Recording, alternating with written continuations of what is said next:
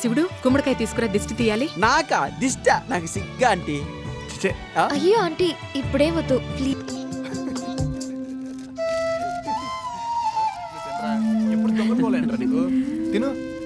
పడుకునే ముందు ఫ్రూట్స్ తింటే మంచిది, తీసుకో. అవును దేవాంటీ, నేను రోజు పడుకునే ముందు ఒక కొబ్బరి ఫ్రూట్ తింటా. కొబ్బరి ఫ్రూటా? అదే మ్యాన్, ఇలా ఉంటది, 2 చెప్పులు వస్తాయి, రోజు దేవుడికి పెడతాం, తెల్లగా కొబ్బరి ఉంటది. ఫ్రూట్ కదరా, కొబ్బరికాయ. ఓహో, మీ ఊళ్ళో అలా కూడా అంటారా? ఆనంద్ ఎంతో ఎంక్వైరీ చేసి దేవి ప్రసాదం. అన్నీ కరెక్ట్ గా ఉంటే గాని తన కూతుర్ని నీకివ్వడు. సాయి, తన చేత ఓకే చేయించుకున్నావంటే నువ్వు మిస్టర్ పర్ఫెక్ట్. ఎస్.